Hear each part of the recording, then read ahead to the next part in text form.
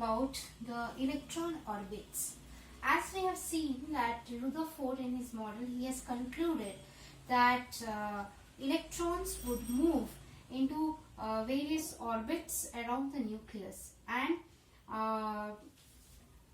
this is the nucleus, and electrons would move in a circular orbits around this nucleus, and the centripetal force to move would be provided by the Coulombic force between the electron and the nucleus.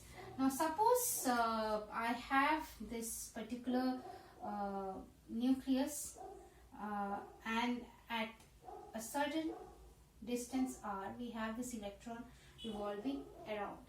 Then let's see how would be, and from here actually we can calculate few things about the electronic orbits of the electron. So according to Rutherford's atomic model, and from this experiment we know that the centripetal force Fc is equal to the Coulombic force Fe. So if this is the Coulombic force, if this is the centripetal force, if these electrons have the charge E and the distance from the another charge that is also E at the nucleus, distance is r, then if the electron have mass m and they are moving with a velocity v, so with this basic information we can just proceed towards this calculation. So as we know, if the mass of the electron is m, which is moving with a velocity v at a distance r from the center, then the centripetal force needed will be mv squared by r to move around this particular circular path with a radius r.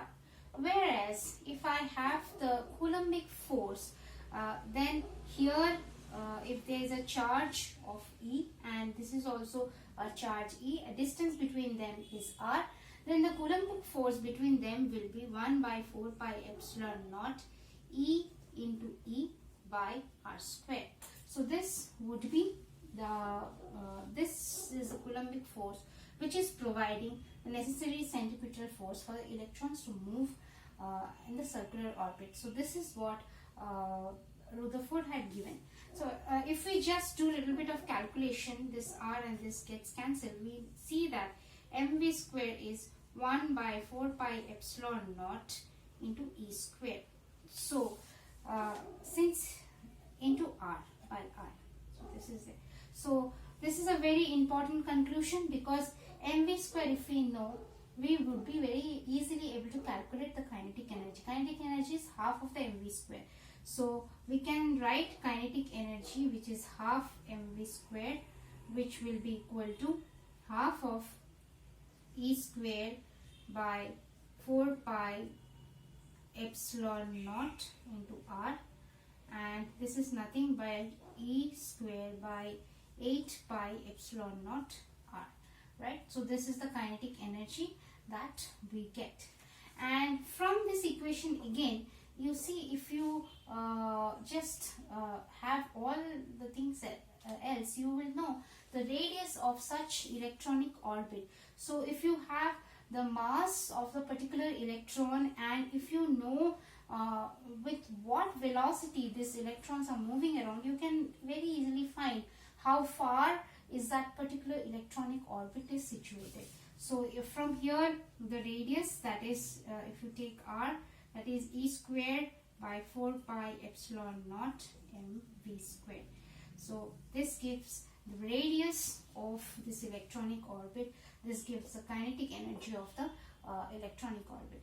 Now as we know the potential energy of this electronic orbit, since the potential energy is very stable, so this is always negative, it will be, potential energy will be E square by minus E square by 4 pi epsilon naught r.